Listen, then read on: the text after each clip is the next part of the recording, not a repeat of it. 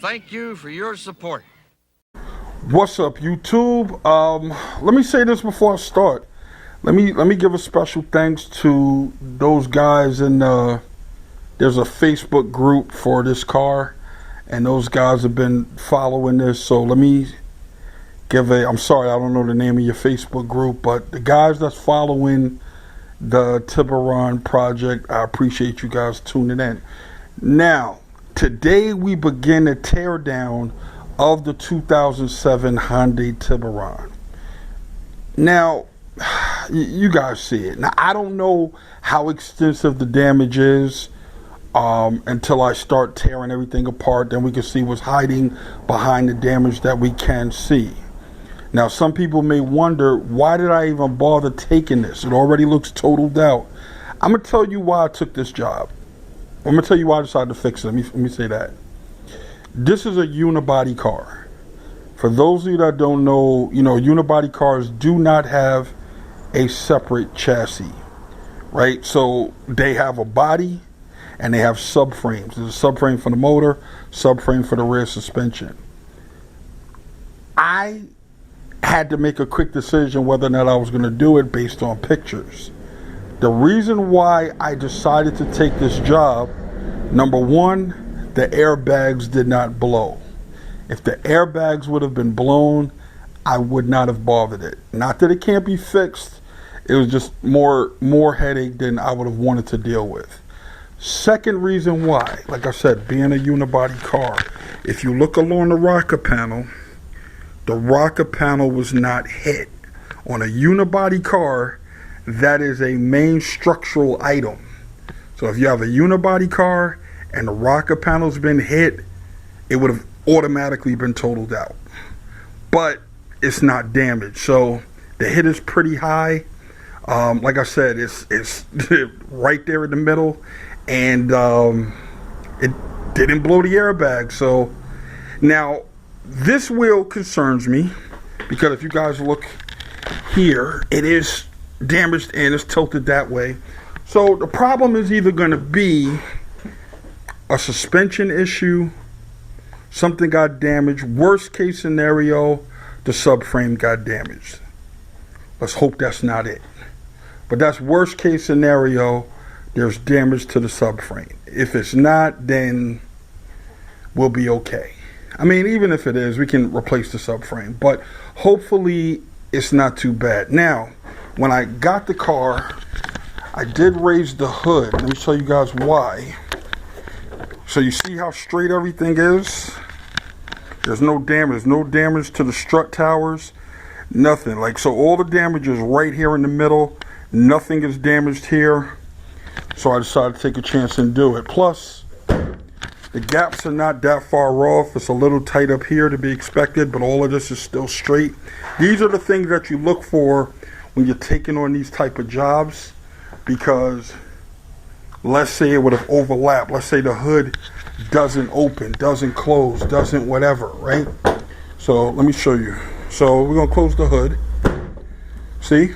Everything is nice and tight, straight. You see?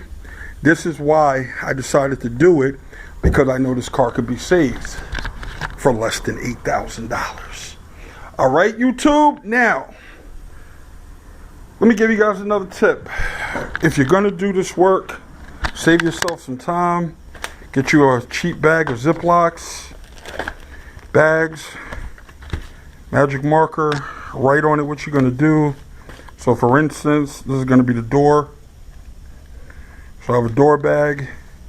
Then I'll have a bag for the fender bolts. Right, there's the fender. And we'll put the front bumper, and then we'll put bumper on this one. All right, so these are the main things that's going to be coming off today. I might not have to move the headlights. I don't know. If I do, I'll make a bag for that. But this saves a lot of time. You can put all of your bolts in these bags, as well as any shims. Sometimes there are shims, sometimes there aren't. But this way you can keep track of everything. And it makes your life easier when it's time to reassemble it. So what we're going to do today, we're going to tear down the car. We're gonna take off this door. I don't even know if the door opens up. This is how I got the car. I have no idea if it opens, if it's jammed shut. I don't know if the glass is broken. I don't know anything. So we're gonna deal with this first. And then, because you know you have to get the door open before you can get to all the fender bolts.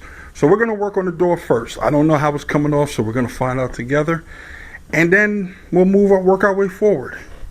But we are going to take this wheel off so we can see what's going on in this area as well. So first we're going to do the door, work our way forward. All right, YouTube. So on that note, let's get to work.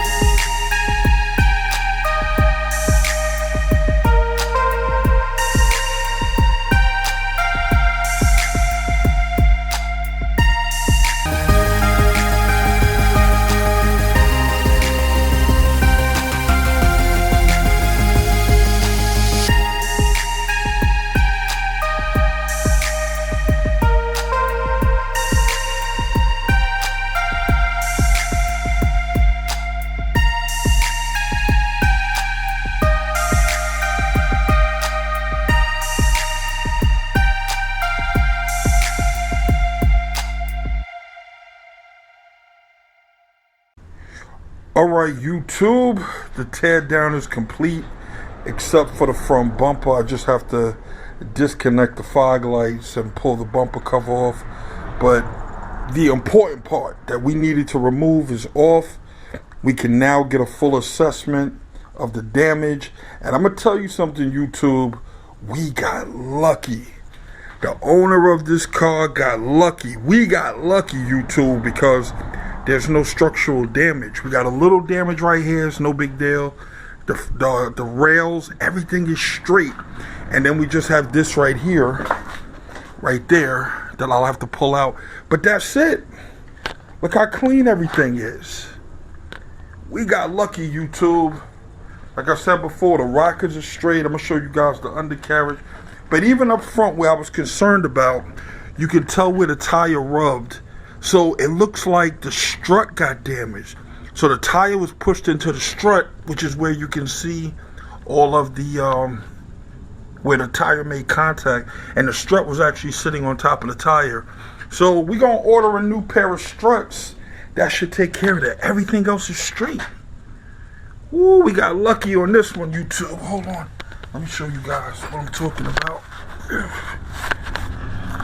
See the undercarriage? There's no damage. There's no damage to the subframe.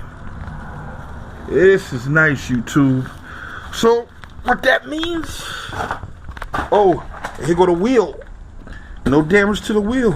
Wheel is straight. She got lucky. Look at that wheel, YouTube. No damage at all.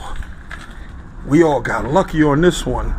So, that just means that this project is going to move along rather quickly, which I'm very happy about, and I know they're going to be happy about it. So, we have a few parts to get. Over here, you can see I did pick up the door already.